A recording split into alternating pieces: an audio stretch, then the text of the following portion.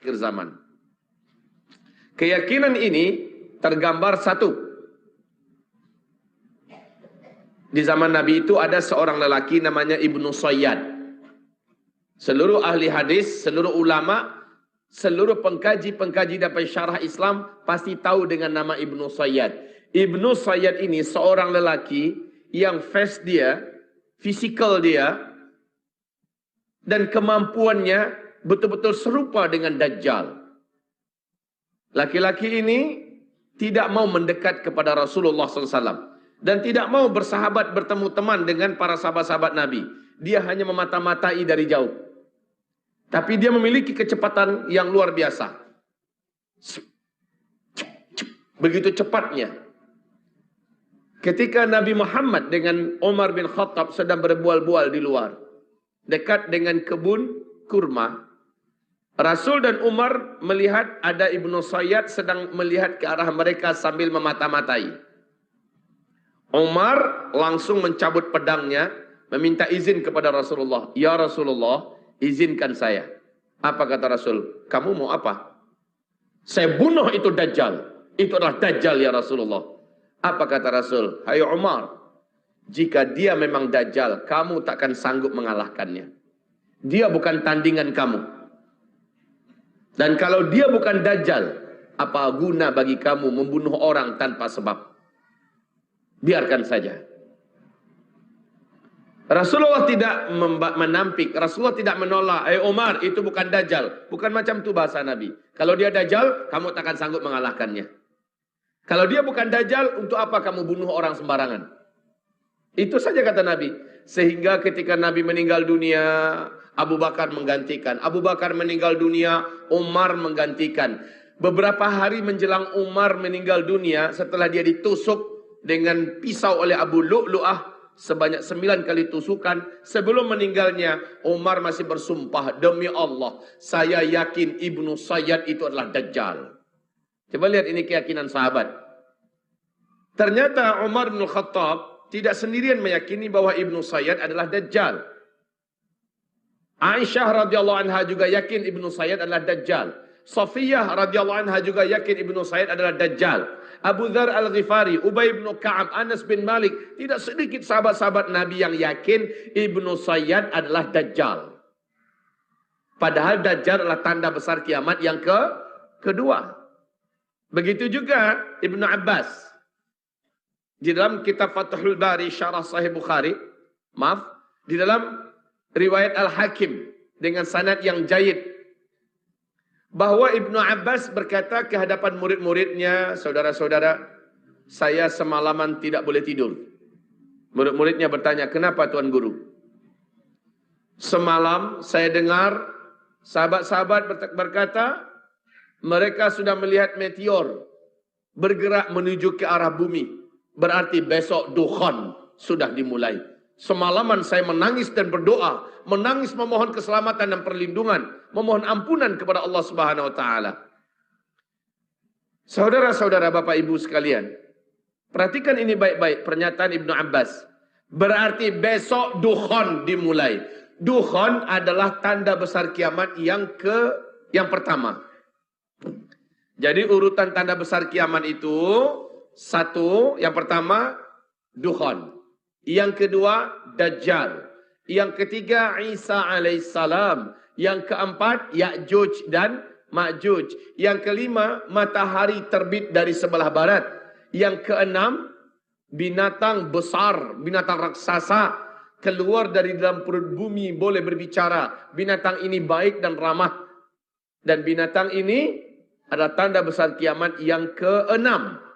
Yang ketujuh, angin lembut bertiup dari negeri Yaman. Angin ini sejuk dan berbau wangi kesturi. Siapapun orang Islam yang ada iman di dalam dadanya, walaupun iman hanya seujung kuku, dan orang ini ada di puncak gunung, ada di pulau, ada di mana saja, angin lembut, sejuk dan wangi berbau wangi kesturi ini akan sampai kepada orang itu.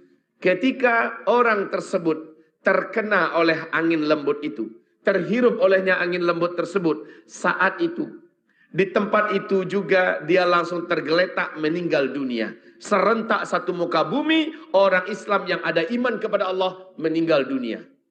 Ini tanda besar kiamat yang ke-7. Lalu tanda besar kiamat yang ke-8, 9, 10. Sudah tidak ada satu orang pun orang yang masih kenal dengan Allah baki hidup di bumi ini. Semuanya sudah meninggal. Yang menyaksikan tanda besar kiamat yang ke-8, 9, 10 hanya orang-orang kafir belaka. Nah, wahai Bapak Ibu sekalian, sahabat-sahabat sudah mengira bahwa tanda-tanda besar kiamat itu sudah muncul.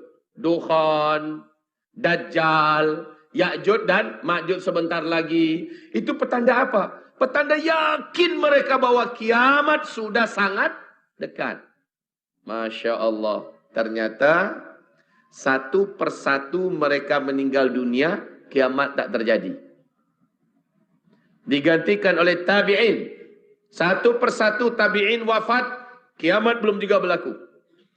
Kemudian tabi'in terus sampai zaman ini 1400 tahun lebih, ternyata kiamat belum juga terjadi. Iyalah Pak Ustadz, kami dengar ada hadis Nabi berkata, selama di bumi ini masih baki satu orang yang masih punya iman kepada Allah, dia masih boleh melafazkan kalimat Allah, walaupun imannya hanya seujung kuku, orang beriman ini masih ada, maka Allah tunda lagi kiamat 40 tahun lagi. Ustaz, kita sekarang jumlahnya orang Islam di muka bumi 1,7 miliar. Berarti lama lagi tuh Pak Ustadz kiamat. Kan begitu? Lama lagi kiamat. Karena kita masih 1,7 miliar. Padahal satu saja masih baki orang yang beriman pada Allah. Allah masih tunda lagi kiamat 40 tahun lagi. Baik, saya sudah katakan tadi tanda besar kiamat ada 10. Yang kita akan saksikan hanya sampai 7. 7 yang ketujuhnya adalah angin lembut yang bertiup dari Yaman. Dan ini akan mematikan seluruh orang beriman serentak di muka bumi. Ya, tanda besar kiamat yang ke-7. Nah sekarang, betulkah kita sudah dekat? Iya, apa tandanya? Nabi Muhammad dalam hadis sahih Imam Muslim, ditanya oleh malaikat Jibril yang menyamar, menyerupai seorang lelaki yang gagah, yang tampan. Bertanya kepada Rasulullah tentang mata sa'ah, kapan kiamat? Nabi menjawab, saya tak tahu. Mungkin yang bertanya lebih tahu daripada orang yang ditanya. Saya tak tahu. Ternyata malaikat Jibril pun tak tahu. Dan memang Allah sudah firmankan dalam Al-Quran, yas'alunaka 'anis sa'ah ayyana mursaha fima anta min dzikraha ila rabbika muntahaha innama anta munziru man yakhshaha. Ya, mereka bertanya-tanya kepada engkau hai Muhammad, bilakah kiamat akan berlaku? Engkau senantiasa memberikan peringatan, sudah dekat, sudah dekat. Kapan terjadinya? Jawab hai Muhammad, hanya Allah yang tahu. Engkau hanya sekedar penyampai kabar dan beritanya. Sudah. Dengan ayat ini dan dengan cara Nabi mengatakan saya tak tahu, akhirnya seluruh ulama-ulama Ahlus Sunnah wal Jamaah sepakat mengatakan tak ada satupun makhluk di muka bumi ini, bahkan sampai di langit, yang tahu kapan pastinya kiamat akan berlaku. Maka ini jadi akidah kita. Kita wajib menolak mentah-mentah siapapun dan ramalan kiamat kapanpun. Sumbernya dari manapun kita tolak. Walaupun dari seorang kiai besar, seorang khalifah kutub, seorang syekh kabir berani mengatakan, wah, hafiz Quran 30 juz, semua kitab kuning dalam kepalanya, semua ilmu-ilmu apa dalam kepalanya, dia boleh berjalan di atas awan, tidak basah kena air, tidak terbakar oleh api, janggutnya dari sini sampai ke Menara Petronas panjangnya, dan dia memberikan kabar kiamat akan berlaku tarikh anu, bulan anu, tahun anu. Wajib kita tolak. Ini akidah kita. Jadi kapan kiamat berlaku? Allahu a'lam, hanya Allah yang tahu. Okey, tapi ketika Nabi Muhammad ditanya oleh malaikat Jibril tadi, akhbirni an amaratiha. Muhammad, okey kalau begitu. Tapi tanda-tanda bahwa kiamat sudah sangat dekat akan berlaku, awak tahu tak? Tanya malaikat Jibril. Kata Nabi Muhammad, kalau ini pertanyaan ente, aneh spesialisnya. Maka Nabi menjawab di situ, sini. Antalidal amatu rabataha wa antaral hufatal uratal alata ri'a asya yatatawaluna fil bunyan. Setelah Nabi menjawab demikian, orang ini pergi. Malaikat ini pergi. Apa artinya? Apabila nanti engkau hidup dan engkau temukan satu zaman, orang yang hidup pada zaman itu, sebelumnya mereka hidup miskin, kere, fakir, hanya penggembala ternak, saking miskinnya mereka tak sanggup nak membeli selipar. Mereka bertelanjang dada. Tiba-tiba mereka kaya raya, menjadi kuaya raya.